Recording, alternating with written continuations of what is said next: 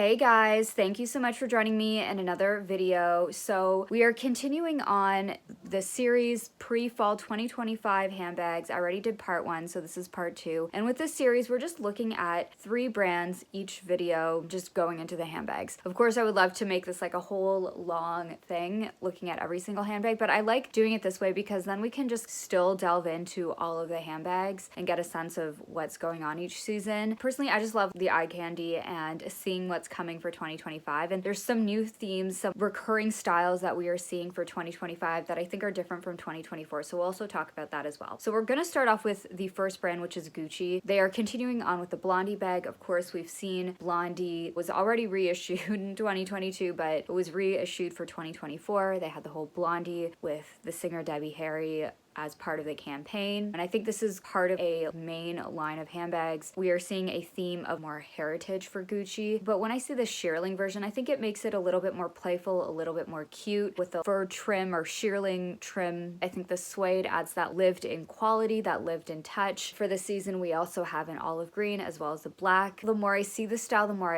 I think it's like, okay, I get what they're doing here. It's not my personal style, it's not something I'm gonna go for, but it's nice with that top handle. It's nice that it has also the additional strap, and again, they're going for that heritage GG logo that the brand used to be known for instead of the Marmont. We'll still see the Marmont. I still think Gucci is trying to find its footing as a brand in this new era. The direction they're trying to go for, at least with this collection, is a continuation of the Jackie O casual grandeur approach that we saw spring 2025. Sabato was quoted as saying, "It's an immersion into that casual grandeur we now recognize as part of Gucci's DNA, a daily elegance, simple yet deeply Italian, made of beautiful things, designed to be worn, never ordinary. For this collection, I wanted to reimagine and reinterpret all those elements in a way that feels fresh and relevant without nostalgia." Now, continuing on with the casual grandeur, of course, we have the Jackie, another heritage bag. Again, Gucci wants us to go in this direction. We've got the red and green web. Another major color we're seeing again is the brown, the chocolate brown. It also comes in a suede caramel. And then they also have this really cute bedazzled micro version. And then we have this also in a very patent black version. And then we're also seeing a continuation of this very oversized suede Jackie. I don't know what the actual name of this, but it's got that Jackie clasp there. So next we have the Boston bag, and it's in brown suede again, a theme we are seeing throughout this collection. We have it in this medium size, and then we've got this larger duffel size. They have this luggage tag with the Gucci hotel guy. Of course, that references the heritage. The founder of Gucci was known as a luggage porter as a young man. Another style that I thought was interesting was this, I'm gonna say like this tubular bag that tapers at the top. Similar in concept to the Louis Vuitton Papillon, the Row 90s. Instead of it being more circular, it does kind of like taper at the top in sort of like a rounded triangular shape. It's hard to really tell from this image though. It looks like it could still have that similar east-west proportion to a Papillon. It's got this canvas strap. I don't know, I think it's like a fine bag. I'm not like swooning over it. If you told me this was a vintage reedition, I'd probably believe it, but they added utility strap. Next we have this bag. I don't know the name of it, so I'm just gonna call it the half horse bit slouchy bag. I don't really know, but it has this really nice thick grain leather. I actually really like the reintroduction of this half horse bit hardware. I think it's quite cool. You find this motif on a lot of the vintage bags, this like bigger hardware. In terms of the bag design itself, I think it's okay. It's like in style. To me, what stands out the most is that larger hardware. It's not quite an obvious logo, but it still signifies it's Gucci. It's like a louder motif. Next we have this style. I don't know the name of it. So we've got the half horse bit motif, but it's in this kind of like flat bucket style. Next we have these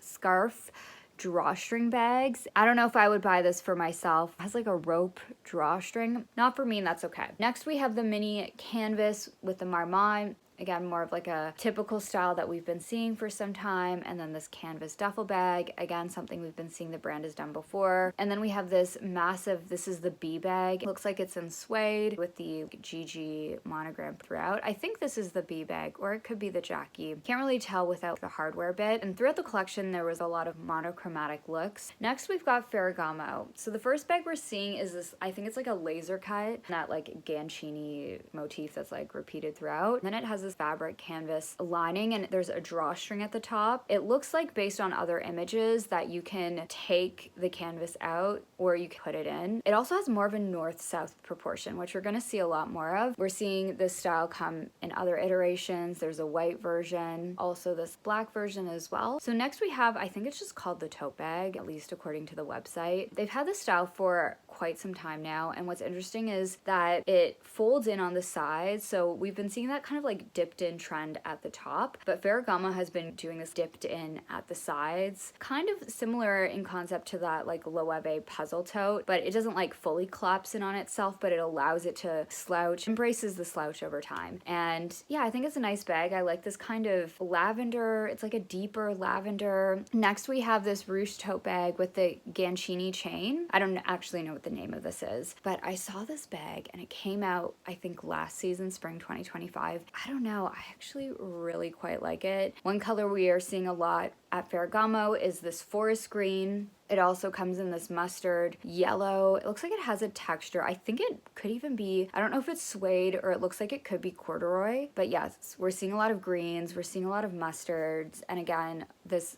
brown here for this season. Of all of these kind of ruched styles, like we've already been seeing, Miu Miu has been doing this, Loewe with the flamenco bag. This has got to be my favorite of all the styles I've seen. I don't know, I just think it looks really nice. I can always appreciate a strap option just in case, but it is, I actually really like this. The more I look at this, not in these colors or like the corduroy for me, that's just not my style, but the previous collection there were some really nice styles. I don't know, I'm kind of tempted by this one, I'm not gonna lie. Next we have the hug bag in different iterations. So here we have the utility strap. It's got that like so black hardware. It looks a little bit more like sturdy, and it kind of like makes it a little bit more casual with that strap. And then in the same family we have the north-south hug bag. So again, we're seeing more north-south bags for 2025. Again, 2024 was the year of the east-west proportion, but 2025 we're gonna see more north-south. And then we also have this hug bag, and then it has like these double X's and the leather straps they're against this canvas material. And then we've also got this brown corduroy. I could be wrong, but it looks like it's corduroy. And then we have this hug bag in like a clutch version, and it has, looks like it's made of some kind of exotic snakeskin, so it doesn't have the top handle, but I've seen the clutch style come with different straps, so I wonder if this does have a strap. Then next we have this hug version, and it's got these like smaller studs that like frame the bag and are on the strap as well. And then next we have this style, I don't quite know the name of it. To me, I'm just gonna call it the Gancini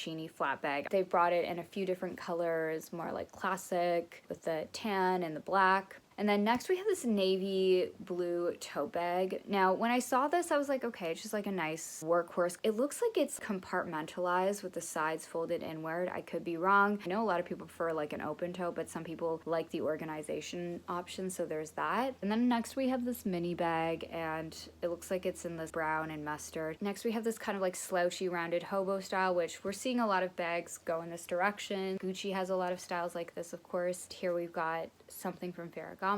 And then next we have this wristlet strap clutch bag, and it has like a pyramid profile. Looks like it would be more of a nice occasion style. And then finally we have this elongated crescent bag, and it's got these utility pockets. This feels very La Mer to me, but like for Ferragamo. I will say Ferragamo does play with shape and silhouette more than most brands. Like of course they have like some flat bags and some tote styles, but they still play with silhouette, yet there is still a functionality to them. Next, let's go to Ralph Lauren. They have a few styles. I think we saw a lot of these styles already on the spring 2025 runway, but let's just take a look at them anyways. First, we have this really interesting tote. It's got a belted front, and this again is a trend we've been seeing since 2024, like early 2024. You could probably even go back further. Like it's a style that comes back. Think of like BB Philo, old Celine bags have this kind of belt effect, but it's got this belt at the front, and then it has these wooden handles with silver hardware. I actually think this bag is quite interesting with like the handle detailing. Ralph Lauren's just taken on this trend and has made it their own, and I think it's working here. Next we have these like side sangled east-west bags that we also saw on the runway. We saw this bag featured quite heavily for this collection. Also comes in a suede version. And then we also have this north-south, more so like bucket style, and it has the wooden top handle, this forest green color coming in strong for pre-fall 2025. And then next we have this style. It does feel very inspired by the types of bags we've been seeing, like the Margot, the Coach Empire. It's got the side sangles, the rolled top handle, open tote, which is also quite Birkin-esque as well. But this style to me is very much in line with Ralph Lauren. So next we have the silver clutch, and there's one that is beaded or has some kind of embellishment on it. And then we've got this other silver clutch just in like the silver leather. And then we've got the Ricky. So this is their pinnacle bag. They've had this bag for around 20 years. Again, we're seeing it in that forest green color. And then we have this like suede, smaller kind of tote style. And then we have that RL logo, that modernized RL logo on a clutch as well. That's my video for today. Did any of these handbags speak to you? I will say my favorite of these three brands that we saw here, I don't know why, just personally, it's like a personal preference. I really like that Ferragamo with like the pleated effect of all of these pleated styles. This is the one that has appealed to me the most. I'd love to know your thoughts. Thank you so much for joining me in another one, and I hope to see you in the next one. Bye.